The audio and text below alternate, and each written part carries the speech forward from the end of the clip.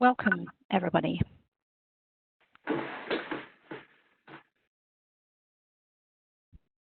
This is the Food and Drink webinar from Burness Paul, covering a number of frequently asked questions in relation to COVID-19. We're delighted to have everyone here today. I think we've got over 100 people signed up for this, so I'm delighted to have so many joining us. A few housekeeping matters just to start with, so apologies for boring you with the small print. Can you please ensure that your mute button has been selected, because that limits any background noise for everybody on the call. We automatically muted you when you joined the call, but if you could just make sure that you keep yourself muted, that would be great. Your video may be on, so in many cases, and particularly if you then move, your video will be triggered for everybody. So if you want not to be seen, then you should turn your video off. Otherwise, you will be on camera for everybody on the call. Please feel free to ask questions via the chat function. You can either direct those to everyone or you can direct them just to me, and we will endeavour to pick those up either during the course of the webinar or towards the end. We're not going to open the floor for discussion at the end given the numbers, so use the chat function if you want to make a comment or ask a question. We'll try to deal with all of them, but if we can't, we'll try and get back to you afterwards. All the questions will be anonymised so that we can record the webinar and distribute it afterwards. It looks like we're all online okay. If there are any issues, we'll call a halt to the webinar and we'll follow up with details for when we can reconvene, but so far so good. As mentioned, the session is going to be recorded and will be available to everyone afterwards. And some clients weren't able to join today, so we'll be distributing the recording to them too. If you've got any queries about that, you can check out our privacy policy on our website. As noted on the introductory slide, this is just our views and perspectives on a range of topics. It's not intended to be legal advice, so you should seek specific advice on any particular factual scenario that you're dealing with. And you can check out all our client advice on COVID-19 issues on our website, and also see what webinars we've got coming up. We've got a number of webinars on COVID-19 matters every week at the moment. For instance, tomorrow we've got our weekly employment roundup. So that, I think, is the housekeeping matters. Then just to make some introductions to those who are presenting today, we've got a great panel. My name's Joanna Fulton. I'm a partner in our dispute resolution team at Burness Paul, also specialising in product liability matters and deal with a number of food and drink clients. Lynn Gray is a partner in our health, safety and corporate crime team. Alan Leal is a partner in our banking team. Graham Bradshaw, a partner in our property team. David Goodbrand, a partner in our commercial team and head of privacy at Burness Paul, and lastly David Morgan, who is a partner in our employment team, and a number of you may already have seen David on some webinars. What we're going to do is run this in a sort of Q&A style, so do, as I say, feel free to chip in with your own comments using the chat function. And we're going to start off in the kind of health and safety field.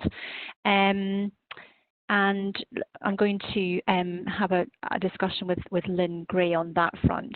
Lynn, there's been lots of new regulations coming in, both in England, or UK-wide, I should say, and one specific to Scotland. It'd be useful if you could just recap on who and what are caught by the new regulations, and what the possible sanctions might be for non-compliance. Yeah, of course. Thanks, Joanna. And thank you to everyone for joining us today. I think it's fair to say that unprecedented times call for unprecedented measures, and the food and drink sector has been particularly affected by the challenges of the current pandemic. The regulations that apply in Scotland, which you mentioned, are the Health Protection Coronavirus Restrictions Regulations 2020, and they came into force on the 27th of March. At the end of March, we saw a flurry of activity when legislation was passed in record time, both through the UK and Scottish Parliaments. The Coronavirus Act 2020 was passed by the UK Parliament, gaining royal assent on the 26th of March, which enable the Scottish Government to introduce the regulations. The regulations are important because they introduce criminal offences for failure to comply. As a pandemic, coronavirus is a public health issue. It's not surprising then that the regulations contain expected general public health protection measures to prevent, control and mitigate the spread of infection or contamination in relation to people and property. The impact for the food and drink sector is significant. The regulations required specific businesses to close, including cafes and restaurants, but do allow others, such as supermarkets, suppliers and food delivery services to remain open, subject to various special requirements, as I said, in relation to people and property. To comply with the regulations, any business continuing to operate must implement measures required for social distancing, in addition to ensuring compliance with any other relevant health and safety duties. But what does that mean in practice? In short, it means dynamic risk assessment based on the public health risk of person-to-person transmission of the virus.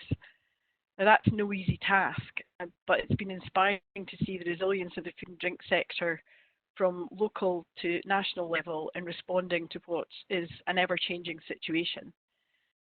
I don't think I need to go into detail about the requirements contained in the regulations around social distancing and the challenges, but it's important to understand that failure to comply with the regulations is now a criminal offence, and that applies to individuals and corporates.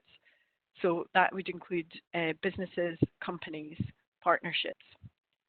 So if your business could be subject to enforcement action for failure to comply with the regulations, and that's a criminal offence. Police Scotland have the ability to issue fixed penalty notices or prohibition notices as an alternative to prosecution. However, on prosecution, the penalty is fines, which are not insignificant, up to a maximum of £10,000 per offence. Targeting those accountable for decisions taken on behalf of a business is a powerful tool. To assist with compliance, the Scottish Government and other industry bodies have produced general sector-specific guidance. Food Standards Scotland produced guidance on the 2nd of April, and Scotland Food and Drink have been a powerhouse of support, and in addition to keeping the industry up to speed with changes, have collated and an exceptionally useful resource of best practice tips. Those resources are invaluable for those who have to comply with the regulations. In addition to the negative aspects of any hefty financial fine for individuals or a business, it should not be forgotten that enforcement has the potential to affect the reputation of any business adversely. The regulations are temporary. They will expire after 6 months, but the Scottish Government's got to keep them under review every 3 weeks. So it is an ever-changing landscape that we're working under at the moment. The pandemic is throwing up unique challenges for all of us, but it will be interesting to see the level of enforcement in relation to the regulations, particularly as regards the food and drink sector, who are heavily trying to keep open for business in these challenging times. In the meantime, certainly my team at Burness Paul, from a health and safety point of view, are on hand to help review risk assessments, any emergency plans, or comment on the effect of your health and safety responsibilities and duties and the implications of complying with these new regulations. So we're happy to get in touch or take any questions today, if there's any that have come through via the chat. Thanks, Lynn. I'm going to pass over to Alan Leal now. Alan's a partner in our banking team. And I suppose it's fair to say that, you know, in amongst all these regulations, there also seems to have been a flurry of government support schemes that have been announced in relation to COVID-19, Alan. And I guess it'd be useful if you could just talk us through those in terms of what's available and any perspectives you have on those. Yeah, of course. There are two main schemes being made available currently by the government, and that's the Westminster government rather than the Scottish government. There's a couple of small Scottish government schemes which I'll touch on at the end, but the two main schemes are the COVID-19 Corporate Financing Facility scheme, which went live on the 23rd of March, which is aimed at investment grade companies that make a material contribution to the UK economy. So very high turnover, very high value businesses. And then there's the Coronavirus Business Interruption Loan Scheme, also known as CBIL or CBILS, which also went live on the 23rd of March. And this is aimed at UK-based SMEs with an annual turnover of less than 45 million. Obviously, that leaves a bit of a gap in the space between those with 45 million turnover and those which are investment-grade businesses.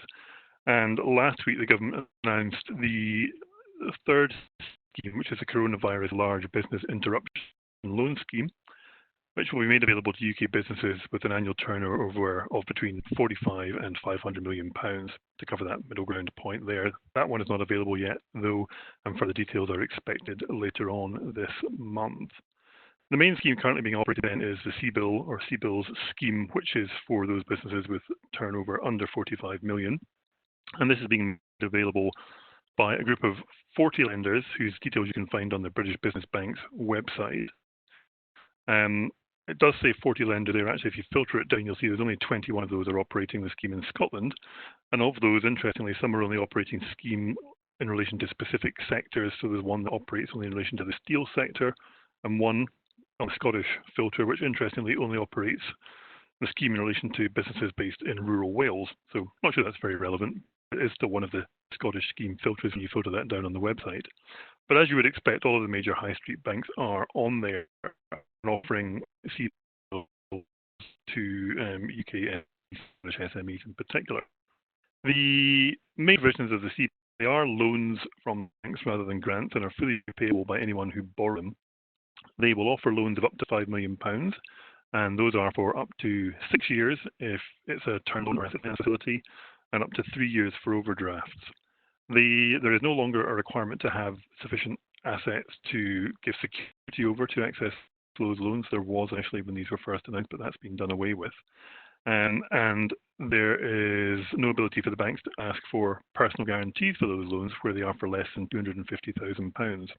Over and above that amount, it's up to the individual banks to decide whether they ask for personal guarantees or not. But one of the things they can't do in any circumstance is ask for security in relation to principal primary residences of anyone giving personal guarantees to directors of those businesses. Crucially, however, these loans are only available to borrowers who have a borrowing proposal that the lender would have considered viable if it were not for the current COVID-19 issues. So they are not there to rescue ailing businesses that the bank would not have lent to in the first place. They're to continue to support the ongoing business of the bank would have lent to places that hadn't done for whatever reason. And that's irrespective of the fact the government is guaranteeing these loans, up to 80% of these loans. The position is simply the banks will not lend if it wouldn't have got through credit before. That is what's available in theory under the CBILS scheme. But in practice, as you can imagine, the major high street banks are finding it difficult to get these loans out the door. And in fact, a survey that was done by the British Chamber of Commerce, which has just come into my inbox conveniently whilst we were on this webinar, shows that only 1% of UK businesses surveyed have been able to access a CBIL so far. The reason for that is fairly straightforward. The banks simply don't have the capacity to deal with a number of requests. If you imagine, the banks have been sort of reducing headcount for a number of years since the financial crisis in 2008 to the absolute bare minimum needed. They used to have vast numbers of relationship directors in Scotland, as a lot of you probably have seen. They don't anymore, and that's due to the fact they're not writing as many loans because there's a large amount of competition out there, and the market's very different. However, a team in a bank would typically deal on moderately sort of sophisticated loans with between 10 and 20 active loan proposals at a time. Maybe more, but we are fully documenting it. That's about what they feel they would be dealing with. And in contrast, they've now had 800 to 1,000 loan requests dumped on them in the space of a week. So they simply cannot cope. And when you combine that with people working from home without full access to the systems necessarily and having to deal with things remotely, whilst everyone is doing very well and a lot of things are making it easier to do that, it is just very difficult for banks to get these out of the door. Another issue in relation to that is, whilst you're able to approach any of the banks on the list, provided they're operating in Scotland, to ask for one of these CBILS, given the volume of requests the banks are having, they are really only dealing with requests from existing customers currently. One of the banks found that because when it was a requirement to, or when it was an option to ask for personal guarantees across the piece, because they weren't, they were being deluged with requests, and they had restricted their active applications to only those from existing customers. So that obviously makes it quite difficult to access things if you don't have an existing banking relationship with the banks who are offering these loans. The slight good news, though, from the perspective of businesses that have an existing loan facility with banks, is that they are very willing and very actively looking to find ways to make it easier for you to continue to either meet your loan obligations whilst the COVID-19 crisis is ongoing, or for you to be able to take breaks either from repayments or to roll up your interest, or for them to waiver covenant defaults. And a lot of the banks will be looking at automated processes to deal with that. The point to note, though, is that they will only deal with requests that are made. They're not automatically going to roll up interest or give repayment holidays to people. So you will have to make a proactive request to do that to the bank. So some hope there. And to those of you in the plus over 45 million bracket, the larger scheme coming into force at the end of this month will be fundamentally the same as the CBIL scheme as we understand it, with a few tweaks around the fact you'll have to pay interest in the initial 12 months. The government isn't currently proposing to fund that, which they do on the CBIL scheme. But those are the main direct sources of funding the government is providing, or direct sources of support through the banks, which you can access currently. There are some indirect financing sources available. There's an ability to defer your VAT and your income tax payments for 3 months. And also, if you have outstanding tax liabilities to HMRC, then you're able to get support with your tax affairs from HMRC as well through their time to pay service. So those are other things worth considering as well. So, Joanna, that is me. Thank you, Alan. Lots of detail there, and some useful perspectives on that. I'm sure there may be questions on that, and we'll come to those perhaps when we've gone through with some of the other speakers on the call. We'll come back to you on those. Graham, looking now, I'm going to turn to Graham Bradshaw, as a partner in our property team, specialises in the retail sector. Graham, there's been lots of questions I know that as a firm we've been dealing with in relation to rental payments. And those are large lumps of cash that businesses may not have at the moment. So I'm posing you the sort of general question, if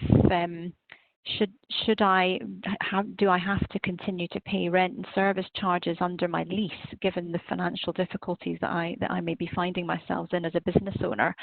And I'll pose that first. I've probably got a follow-up, but we'll pose that one first. Do I need to continue to pay?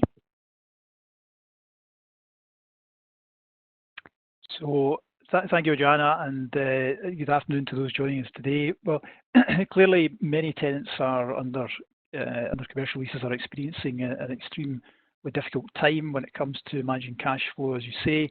So as a consequence, we're receiving a large number of queries around payment of rent under commercial leases. Now, this is an issue that quickly came to prominence in England, as 25th March is the first of the English traditional quarterly payment dates for rent.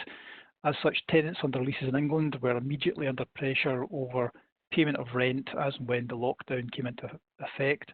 The UK government's response was to pass legislation which stopped landlords taking any action to terminate leases for non-payment of rent until 30th June 2020. This has had the effect of taking the pressure off and creating space for landlords and tenants to discuss the consequences of the emerging crisis. And that was exactly what the government wanted. They wanted landlords and tenants to engage constructively. Legislation passed in Westminster did not extend to Scotland. Scotland, the next traditional rent quarter payment date falls on 28th May. Previous quarter date was 28th February. As that was pre-lockdown, the majority of tenants are likely to have paid their rent up to date as at the current time. Since lockdown, however, similar conversations over payment of rent have been ongoing in Scotland and will similarly come to a head in May. To address this, the Scottish Government have followed the lead of the Westminster Government, with new legislative provisions appearing in the Coronavirus Scotland Act 2020, which came into force yesterday. What the Scottish Government have done is to extend the period of notice that a landlord must give a tenant before being able to terminate a lease for non-payment of rent from 14 days to 14 weeks. As such, any notice period expressly stated in the lease should now be read as 14 weeks.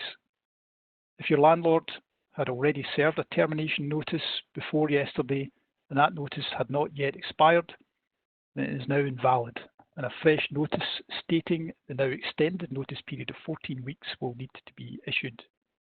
Please note, however, that the 14-week notice period applies to all monetary arrears, not just rent. So service charge, insurance premiums and other sums due under a lease are also covered. In short, a commercial lease cannot now be terminated until the tenant is late in paying rent and the landlord has given 14 weeks written notice that they intend to terminate the lease. The provisions of the new Act are emergency provisions, and as such they are temporary. They will continue in force until 30th September 2020. They can also be extended for further 6-month periods on 2 separate occasions, which would see them last through to 31st March 2021, or at the longest 20th September 2021.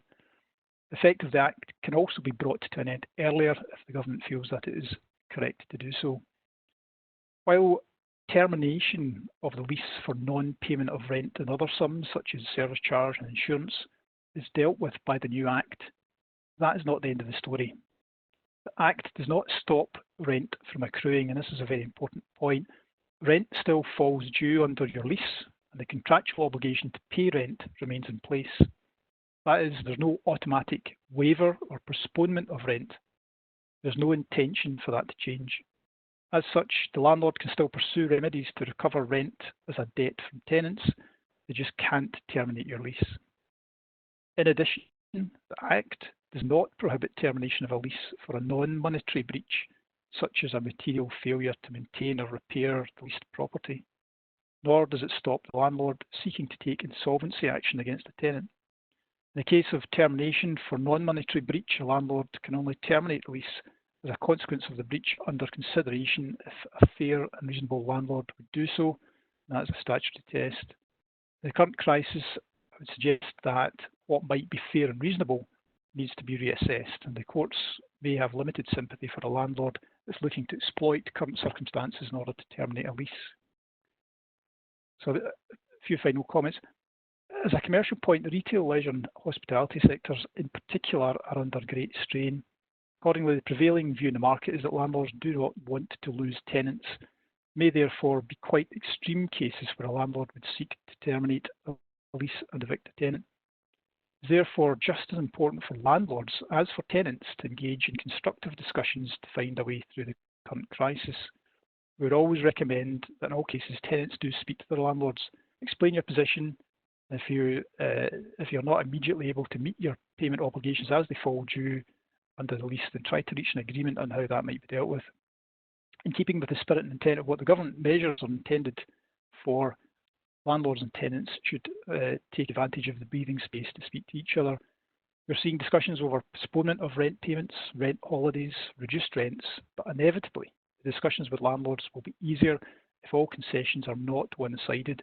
Landlords are also under increasing pressure with their own income being hit hard by the current crisis. So working in collaboration with your landlord over rental issues and other payments under leases is certainly the key way forward. Thanks, Joanna. Thanks, Graham. And I mean, Graham, just sort of a brief question then on that. Is it fair to say that you've been involved then in some of this sort of, if I call it negotiation, I guess then, and is that something you see then happening in reality, is that there is a lot of discussion going on rather than people just, you know, insisting on their kind of formal rights? Yeah, there's a lot of discussion. I would say that the vast majority of the COVID-19 inquiries we're having are on this very point. All landlords are different, all tenants are different, and so the nature of the discussion will vary in each case. We are seeing collaboration between landlords and tenants, but we're also seeing landlords who are taking a pretty hard line. So there shouldn't be an assumption that you can simply forget about paying rent and that everybody's just accepting that. That's not what we're seeing. But in some cases, we're seeing landlords looking to preserve their position, so they are on a formal basis looking to pursue rent, but on an informal basis, some concessions and discussions around that can be come to. And one of the real concerns for landlords is that they shouldn't make concessions which are seen as a permanent variation to a lease, which will then create a rod for their own backs going forward. So tenants need to be patient and sort of sensitive to that kind of discussion and really pay heed to what landlords are saying on these kinds of discussions. Yeah. I think that's a message we're going to see reflected during this seminar, certainly on my side, but I'll deal with that a wee bit later. So now I'm going to move away from the property side and talk about the sort of commercial contract side. David Goodbrand is here, who's a partner in our commercial team. David, I know you've been talking to numerous clients of ours in terms of their contractual options at the moment, and it'd be useful just to get a sense of, in a general sense, of what contractual options clients may have where their supply chain is faltering, I suppose, and is unable to meet orders that are being placed by clients of ours, and therefore our clients are unable to deliver to their customers in turn. Maybe you could just give us a general sense of what sort of options, what things you should be thinking about in that context. Sure. Thanks, Joanna. I think contracts were one of the first things, I think, to be dug out the drawer a few weeks back when all this started to hit. And I think it's fair to say we have been very busy with clients for the last wee while. Every contract and arrangement is different, so you'll need to review your contracts to get a better position of, and be informed of your legal position. And I suppose don't assume that your suppliers will necessarily be in breach of contract for non-performance. And as I say, all contracts are in the supply chain might not necessarily be in the same terms either.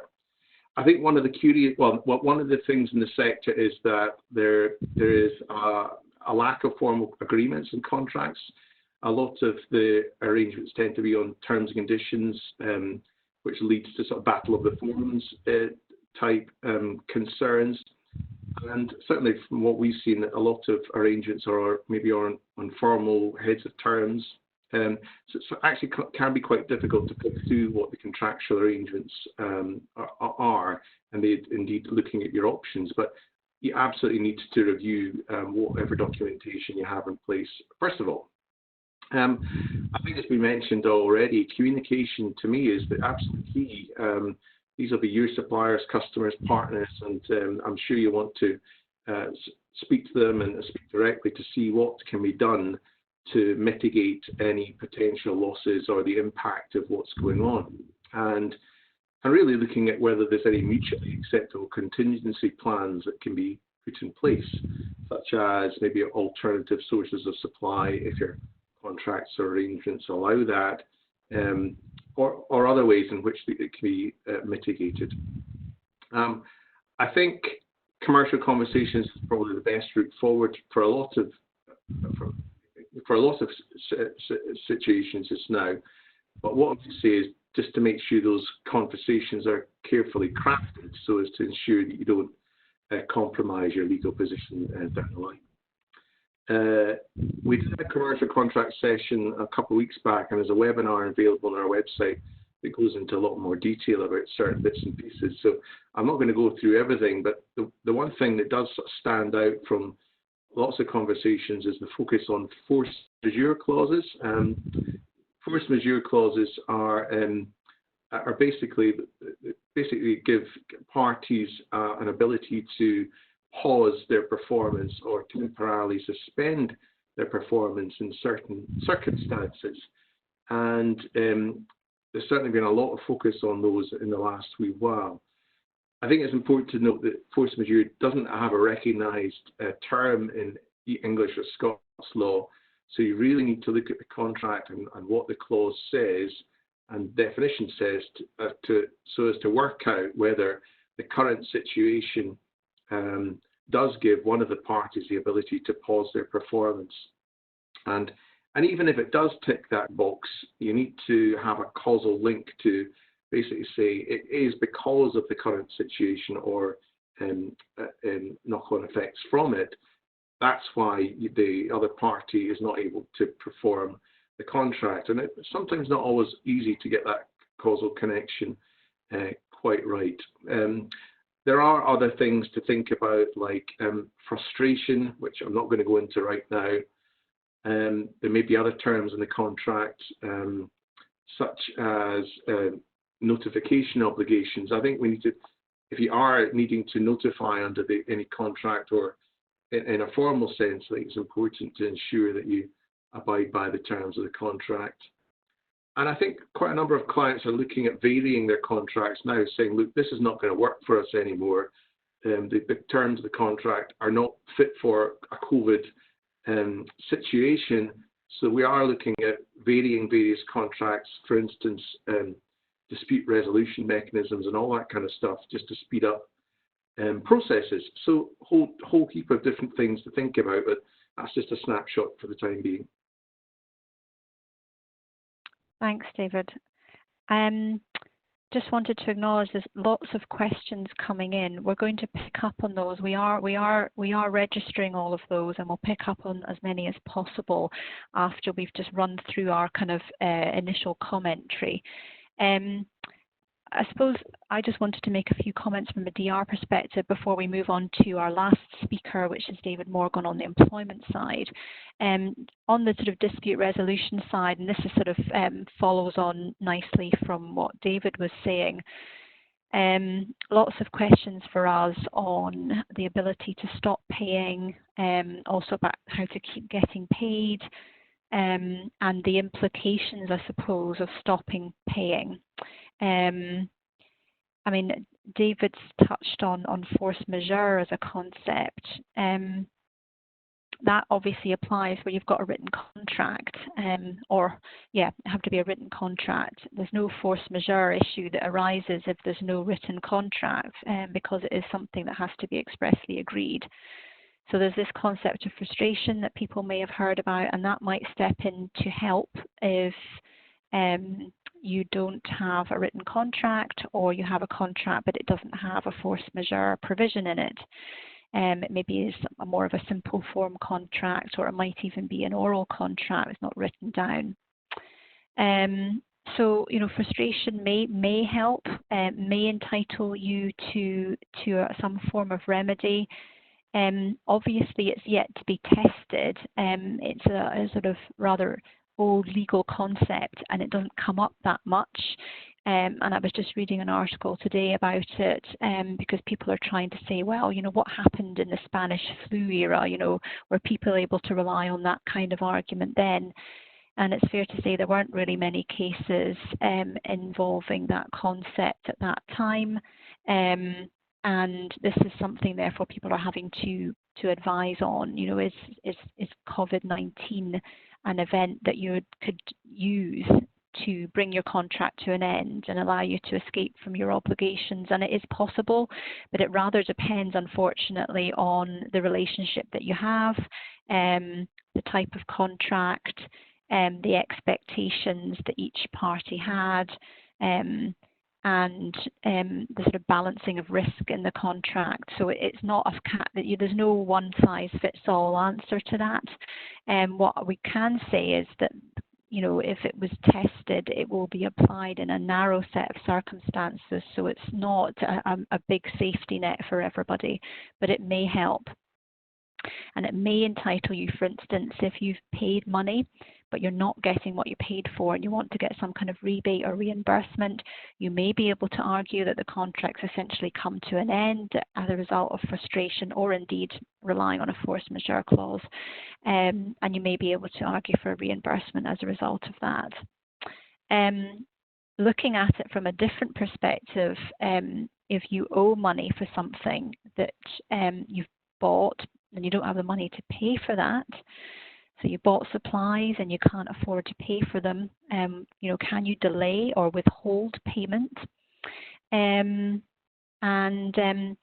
I suppose the response is if you've received the goods already, you're going to be in breach of contract. You may be in breach of contract by not paying. You need to check the terms of the contract. There may be a force majeure clause which entitles you to withhold payment, depending on the drafting. You may be able to argue frustration. We would advocate talking to the supplier to try and see if they'd be willing to relax their payment terms. Because the implications if you don't pay are, as I mentioned, that you might be in breach of contract. That might allow the other party to terminate. They might be able to make a claim against you. That might include a number of losses that are not maybe obvious to you, but maybe consequential for them. And it's likely that they will, that suppliers will use that as a pressure tactic. We do foresee lots of court action to recover debts as cash flow dries up elsewhere. And it's important, I suppose, as a dispute resolution lawyer to reinforce the message that the courts are open for business. People are therefore able to start claims against you to try and enforce money that you haven't paid. Things will be slower than normal, and it might be that it doesn't progress at any particular speed, but they are able to do that. Also, sheriff officers in Scotland are open for business, albeit in a more restricted way, so they can serve things like statutory demands on you. So the wheels of justice, if I can call them that, are still grind away, albeit a bit more slowly. So a number of tips that we shared on a webinar last week in terms of getting paid. Some of these probably touched on some of the things that Alan was mentioning, so I won't go through them all. But I think we had a dispute resolution webinar last week, and it was rather perversely we ended up by saying that as a dispute resolution lawyer, we would encourage everyone to avoid going to court and try and resolve these things, because in a situation like COVID-19, it's quite unprecedented, and no one has necessarily all the answers to the situation in which different clients find themselves with different contracts, and so there's a lot of uncertainty as to how all these things will end up. So we'd encourage everyone to try and be flexible and to engage in sensible discussions to try and agree a resolution without things escalating. Also talked about getting effective electronic credit control processes in place, getting invoices out early, getting paid up front. Prioritizing customers. You've got a track record of paying on time. We also talked about charging interest, which Alan touched on. There may be provisions in your terms and conditions or contract regarding interest. There's also the Late Payment of Commercial Debts Interest Act, which adds sort of an implied term in business-to-business contracts, allowing you to charge interest. And lastly, if you are worried about somebody not being able to pay and you've got a sizable amount of money that's at stake, you can consider obviously taking some interim steps at court to try and preserve, so far as you can, the situation, so that you are also prioritised in a queue of creditors that you perceive there to be. So those are some comments from a sort of disputes perspective when things escalate. And now to finish our lineup, and as I say, we'll come back to some of the questions, but I know there's a number of people who were keen to hear about some of the HR issues and employment issues that the current situation throws up. David, I wonder if you could maybe talk us through this job retention scheme, which seems to be morphing every day with different guidance and issued by the government. And I know we're having to sort of keep up to speed on that on an almost hourly basis. Mm-hmm. Could you maybe talk about how one deals with staffing issues in that context? Thanks, Joanna. Thanks and welcome, everyone. The employment and HR aspects have been pretty considerable, as you'd imagine, Our team have been very active in advising clients. So this food and drink sector, I think, has been particularly affected, as Lynn said in her session. I think juggling that decision around maintaining production for food and drink versus the considerable cost-cutting measures that you are faced with a decline in revenues. So on the employment and HR side, I describe really three phases of our response to the COVID crisis, and moving incredibly rapidly. The first was queries around issues such as self-isolation, travel, and some of the early cuts that clients were looking at doing were salary freezes, recruitment freezes, questions around withdrawing offers of employment, terminating employment of those with less than 2 years service. And it moved pretty rapidly and regrettably for many clients in food and drink into deeper cuts, real crisis type decisions around quite racy decisions such as reducing pay. We were asked questions that would have been remarkable a few years ago around, can I reduce pay by half? But some clients were doing that, putting people onto unpaid leave, enforcing holidays.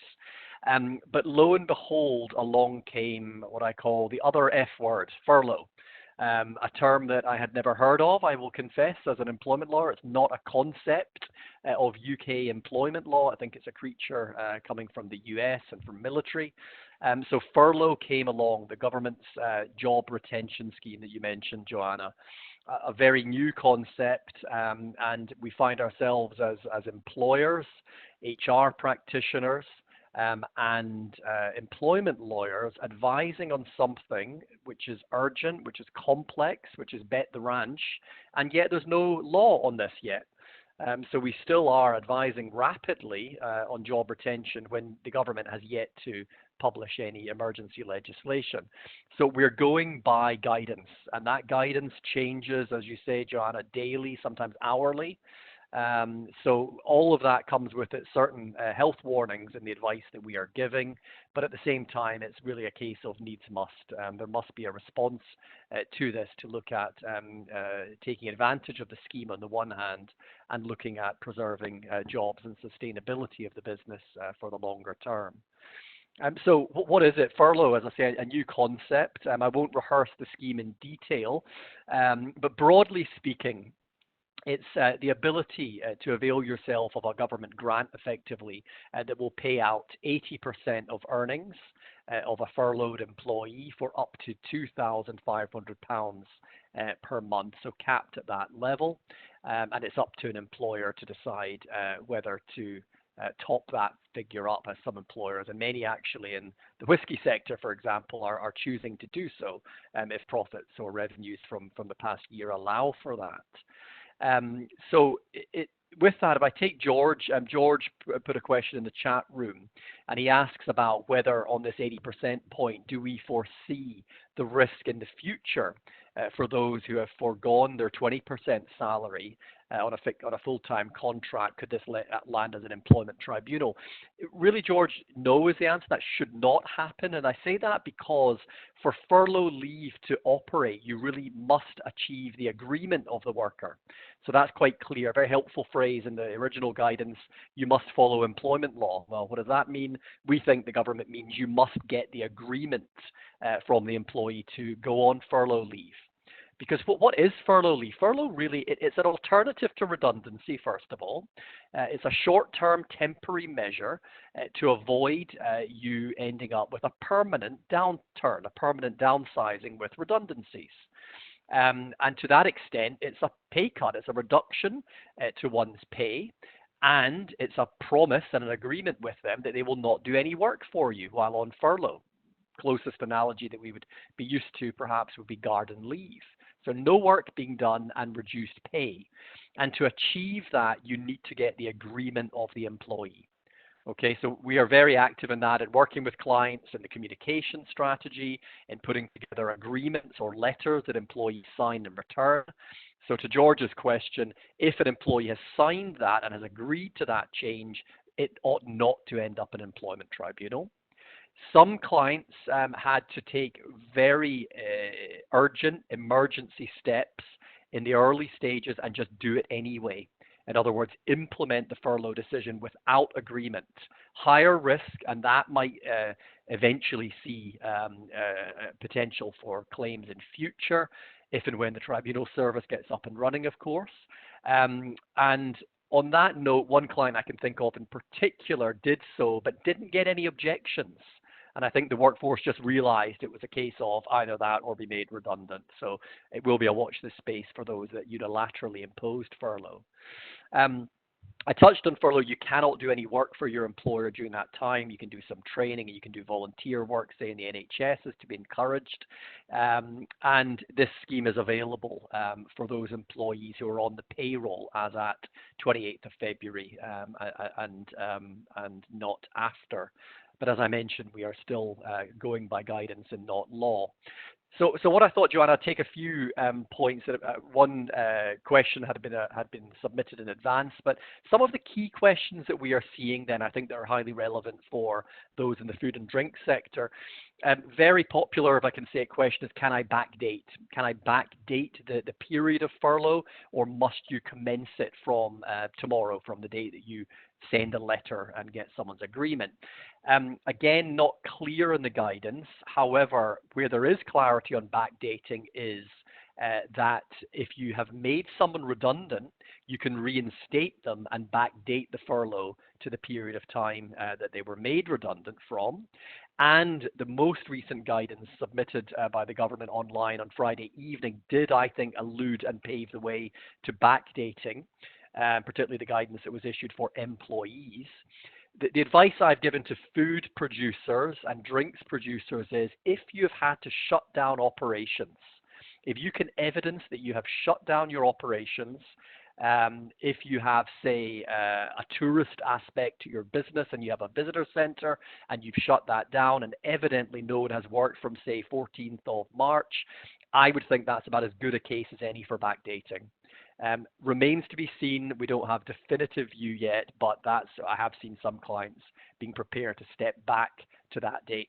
If someone's been working from home in that period, that's not a case for backdating for sure. Next question, which is I think at the forefront of HR practitioners, is how do I select? Again, in food and drink, if you're still producing, but you've seen a downturn in business, not everyone's to be furloughed. How do I choose who gets furloughed? And the guidance, again, that we are freestyling on this as we move through waiting for definitive law, is there are some kind of waves people talk about furlough. You might look at the obvious categories first, people in front of house, reception staff, catering staff, where they're not providing any services, restaurants, obviously a good case in point. The obvious areas of furlough maybe go first. If you have the kind of downsizing, you have 10 people in your commercial department, say, and you only need 5 because of a drop in business, you might select through volunteers who wants to go. Some people might put their hand up. You might look at a skills-based selection, and by that I would say where there's an essential need for a particular type of work or expertise, the ability to work a particular software package, for example, and you need that person to stay. But we're encouraging clients not to get into a redundancy style selection matrix, a more negative who's the best and who's the worst. I think it's a very unsettling time for employees being furloughed. And I think with that, it's making it clear it's not a precursor to who's first out the door in the event that redundancies cannot be avoided. Which takes us to the question that was submitted online by Carol. And this is about, can I rotate people on and off furlough? Again, we were asked that question a lot in the early stages, and the government updated its guidance, no doubt, because of consultation and submissions being made from the business community. And with that, we take the view that you can rotate folks on and off furlough in the event that the period of furlough is at least 3 weeks. Okay, so at least if there was a block of 3 weeks, then we are comfortable advising that furlough is going to continue for that period, and you might then have another wave of workers. Carol's question was about, can we give notice to bring certain people back? And again, interesting, there's no period of notice required. You can end furlough at any time. And in the language of the correspondence that we are working up for clients, you can end the furlough period at any time without any particular period of notice, but you just need to make sure it's a 3-week block. If you give up and you bring someone back after 2 weeks, I think that will affect the integrity of your job retention scheme application, and I don't think that 3-week period will necessarily qualify, but it might be a business need. Next question we are often asked is, can I furlough someone who's, I think the term that's now been coined is shielding, someone who's self-isolating for their own or a family member's health reason? And yes is now the answer. Friday's guidance confirmed that you can furlough someone who's shielding, but not if they're on statutory sick pay at the time. They would come off SSP. You cannot furlough someone who's sick. So if they came off SSP, you'd be entitled to include them in your furlough decision then, which was obviously welcome for many of those workers. And the final, I would say it's a question, but I'm afraid I can't give the answer. It's probably the most vexed area that is exercising most people in this, in the kind of employment law community anyway, is what about holidays? And I think that the preferred thinking is that holidays will accrue during furlough, certainly the minimum holiday under the working time regs. Can I put someone on furlough and can they take holidays? There's a huge debate going on now, and it's really not clear, I'm afraid. ACAS guidance says you can, but that's only ACAS guidance, not government guidance. So it really comes down to your risk appetite. How much do you wish to risk the ability to get the payout under the scheme if you allowed people to go on holidays and put them effectively back on the payroll for that period of holiday rather than not working? So I'm afraid that's one of the unacceptable known unknowns here that we are still awaiting firm guidance on as to whether you can take holidays during furlough. And really the final observation I would make is on the people side of things. It's an incredibly unsettling time. I think those of our clients who've had the best response from clients that they're furloughing or how they're dealing with them is by communication. And in times of crisis and times of change, the rule is to over communicate. The more communication you can do, the better buy-in I think you will get from your workforce and the more trust that you will have from them when it comes to the upturn. So over communicate. Facilities such as this, Zoom, Skype, we're all using these now, aren't we? And that is the best way, I think, to engage with your workforce in the short to medium term. Thank you, David. Those were all extremely helpful. And I know you picked up a number of the questions then in the chat. There are still ones that have been coming in, but maybe give you a chance to see if there's anything else that you wanted to comment on, and I'll turn to Lynn, because there's a couple of questions, Lynn, that came in at the outset after you spoke. One in relation to exiting of staff in the event of fire and social distancing issues, and the other on who can enforce these fixed penalties. I don't know whether you're able to pick up on either or both of those in the time that we've got. Oh, happy to, Joanna. In response to Kat's question regarding managing the timely exit of staff, I'm not aware of specific guidance relating to that. The Scottish Government has issued guidance on how fire safety is going to work in the time of the pandemic and how they're working with fire agencies to deal with that. I think what's fair to say is that coronavirus and the issues around the pandemic, in particular social distancing, are not unforeseeable or unexpected now. So any review of or update to a fire safety risk assessment, which would be required at the moment, given the management of change that would be required in relation to operating in specific situations required under the regulations, would need to be updated to take account of that and to consider changes to ensure safety, minimise spread of infection, including upholding social distancing, really to ensure that there's a sense of calm and planning around dealing with that sort of eventuality, in the hope that it would never actually arise. But that's all I've got to say on that point at the moment. In relation to the other agencies, the regulations refer to relevant person being somebody who's able to enforce the fixed penalties. The relevant person is stated as being a constable or someone else a local authority may appoint.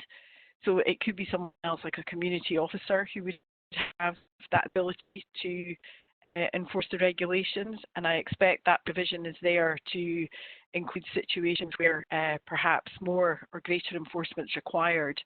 The police may be overstretched. I don't think we're at that point. I'm aware of any other relevant persons being appointed under the regulations, and it's probably fair to say as well that obviously these regulations specifically relate to managing the public health issue around coronavirus, but they're in addition to any other health and safety duties which will continue to apply, and other agencies have the ability to issue enforcement notices, in particular, for example, the Health and Safety Executive, who can do improvement or prohibition notices. Great, thank you, Lynn. Alan, there was a question around alcohol duties. Did you have any comment on that? Because I think this is on the back of you mentioning VAT and VAT and tax. It was, and I don't have any sort of more recent details on what the government or HMRC are doing, if anything, in relation to deferring alcohol duties. And I would have to pick up with one of our tax partners more specifically. But the slight exception to that is if you're using your alcohol to make hand sanitizer now, and as long as you make it undrinkable, then that is not subject to tax. Okay. I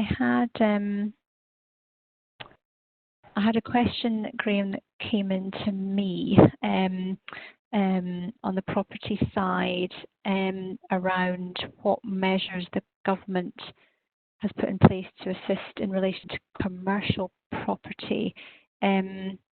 Don't know whether you covered that already. You say it was basically around measures to assist tenants and occupiers of commercial property. Did you maybe you could just sort of recap on that to the extent you didn't already cover it in your piece?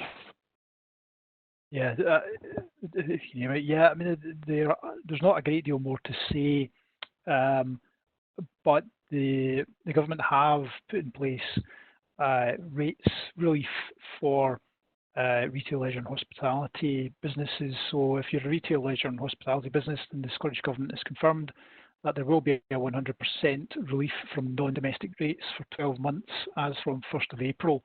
That relief covers pubs, restaurants, hotels, cafes, bed and breakfast, all of that sort of thing. And the regulations putting those reliefs into practice are already in force, and so there's no need to apply for relief as such. It should take automatic effect. But beyond the measure that I've already spoken about, we've not seen anything specific in regards to the commercial property sphere yet. Great, thank you. David Goodbrand, there was a question that came in also to me about people where you've got a supplier and they've provided some of what they're supposed to be providing, but not everything. You know, do you need to pay if they've only given you half of what you ordered? I think it comes back to what the contract says and what we mentioned earlier on. So I think the first port of call is you need to check the contract to see what it says and see whether there's anything specific on part performance there, or whether full performance is a material part of the contract. Then I suppose the other thing was to check the force majeure clauses to see whether the supplier has the ability to get a stay of execution or a pause from their performance. And I suppose other things you might want to consider whether the lack of supply or the partial supply could constitute a material breach. But again, a lot will depend on the exact terms of the contract and also the arrangements that are in place. Great, thank you. David, is there anything, we've only got sort of 30 seconds or so left. I don't know if there's anything else you picked up in the stream or whether you probably dealt with everything now unless you've picked anything up in the meantime. No, I did answer the question if it's me, you're meaning, Joanna, on the casual work point in terms of how you calculate pay. So I've lifted into the chat room the, I think, relevant excerpt from the government guidance on that point. And I've had a private comment from somebody on the HR front, and I think we probably don't have time to deal with that, but I have the name of that person, and I will, David and I will get back to you separately on that. So I think now it's 3 o'clock. I think we've been through most of the questions. I'm sorry we haven't got around to quite everyone. But just wanted to say to everybody, thank you for listening.